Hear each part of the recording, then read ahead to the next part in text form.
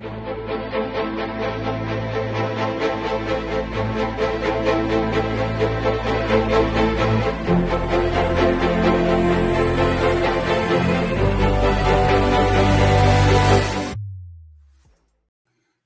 and welcome to episode number 9 of the Fit for Any Battle podcast.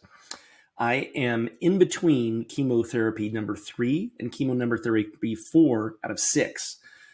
After that, I will have 2 months of daily radiation. This is all part of the story. Let me get you back up to speed if you're just joining us for this episode. In prior episodes, I talked about how I was diagnosed with an aggressive form of prostate cancer. The way they found that was through testosterone replacement therapy. I was given 10 pellets inserted into my body that would slowly melt over 6 months. Not only did they melt, they also fed the prostate cancer that was imperceptible at the time. And so this was actually a really creative way to go through the diagnostic process for prostate cancer. I'm not saying everybody should go get TRT to figure out if they have prostate cancer.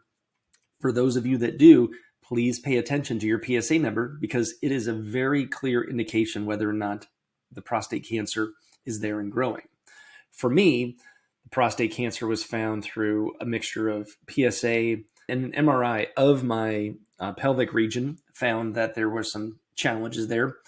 Got 15 little pieces of prostate removed in a biopsy.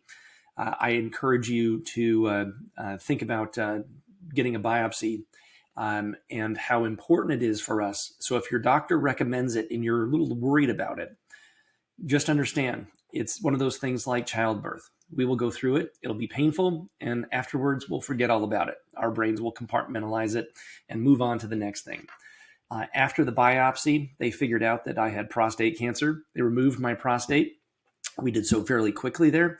And then that launched me into getting a PSMA PET scan, which looks for the prostate stimulating antigen. However, it does so by giving a nuclear tracer that puts that radioactive element into our body. The prostate cancer grabs onto it, whether it's in the prostate or outside of the prostate. And that's how they can tell whether or not the prostate has moved on to other systems.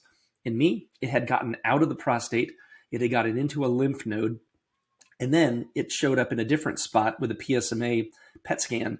So that required me to go into a slew of chemotherapy treatments, 6 chemotherapy treatments spread out over 3 weeks each, and then followed by 2 months of radiation therapy that would be daily, just in the pelvic region. So one of the most noticeable things now that I'm halfway done, and on Wednesday of this coming week, I will be 66% of the way done, is that the recent side effect has been brain fog. Now, brain fog, let me give you a couple examples. I was taking the family to the movie theater the other day, and I normally exit on one exit for Costco and then another one for the movie theater. I ended up going on the Costco one. I don't know what happened. My brain just did not fire at that moment. And so these minor little brain fogs I'm noticing have popped up recently. It is a natural side effect of Taxotere. You may notice that my voice is a little crackly today. That has nothing to do with the Taxotere. Something tells me that allergies lately, even though I'm taking a Claritin every day, are just affecting me. Austin's weather is all over the board. It was hot the other day, followed by cold, followed by hot, cold, and now it's sunny outside. Looks to be about 80-something degrees out, even though half the country is freezing at this moment. But I digress. So up next, we're going to talk about some of the other side effects that popped up that continue to perk their heads up. So stay tuned. The sponsor for today's Fit for Any Battle podcast is Update Everyone. Going through cancer treatment has been really tough. Keeping everybody in my support group updated has all of its own challenges. With Update Everyone, they assign me a telephone number, and I send a simple text message to that phone number with an update on how things are going.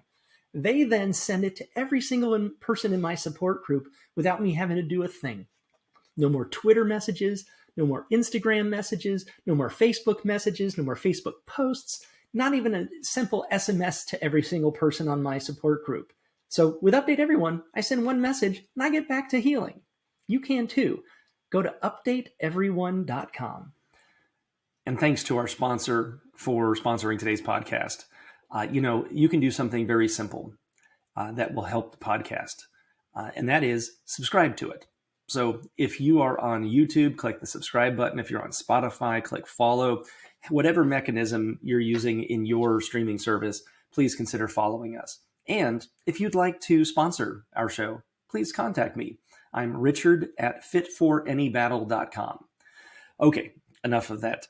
Let's talk about some of the side effects that continue this week as they were in last week. Last week, I showed you I had a bruise on my arm. That bruise is still here. It is a little bit lighter, but what normally would go away in 2 or 3 days is taking weeks. The other thing I noticed is the last time I had my infusion, they bruised my arm, but this was almost 3 weeks ago. And normally that type of bruising only lasts a few days. So what I'm noticing is a continual bruising. The bruises take longer. Even though I'm working out 5 days a week at the gym, I'm biking 2 days a week for significant mileage, my body is still just succumbing to easy bruising. So for those of you that are on Taxotere and you're noticing that your body is bruising a little easier, that is to be expected. Now, the other thing that I'd like to talk about is the incontinence that seems to have gotten great everywhere, except for biking. When I am biking, it must be the disruption in the area. It is causing a little incontinence while I'm biking. I had to pee a few extra times on the bike rides. However, what I'm noticing is it is strengthening and continuing to strengthen my continence during the week when I'm not biking, including when I'm at the gym doing various workouts. So I would recommend biking as a way to boost up your continence. If you are facing incontinence, know that when you get on the bike, it's going to exacerbate it a little bit, especially if we go from a seated position to a standing position and back to a seated position. That puts a bit of pressure on the abdominal area. It puts a little pressure on the Kegel muscles. And those Kegel exercises, as much as we love them, they are going to create a little bit of incontinence on the biking. However, the amount of incontinence has dramatically gone down over the last few weeks. So, keep in mind, continence is something that we've been told by our urologists may never go away. So we may be incontinent for the rest of our life. It can go away, and it takes significant exercising to do that. We can't just sit around waiting for our body to heal because it just won't. It would be like trying to lift 100 pounds by never lifting anything in your life. The incontinence is the same thing. We are expecting our body's muscles to be strong and stop the flow of urine, but we aren't exercising them. So that's why I recommend the Fit for Any Battle workout program. Go to fitforanybattle.com, check it out. There's a book, there's a mobile app. There are all of these podcasts that talk about it. And my goal is to help you move past this health battle and get ready for the next one. Because as we age, they continue on. So up next, we are going to talk about the sleep issue and the dark circles and just inflammation around my eyes. So stay tuned. The sponsor for today's Fit for Any Battle podcast is Feelalytics. With Feelalytics, I can generate different versions of video content, have a select group of people review it, and give me real-time feedback on which parts of it work and which don't to determine which content to publish for my podcast. With Feelalytics, it saves me tons of time on production and other costs because I know which content works for which people. So, go today to Feelalytics.com and check it out. Welcome back to the Fit for Any Battle podcast. I'm talking to you FitFab warriors out there. If you are noticing something positive out of doing the FitFab program, please email me. I'm Richard at fitforanybattle.com. I would also encourage you to share the workout with your friends and family who are over 40, those are who are going through a health battle, or those are who are getting ready for an upcoming health battle.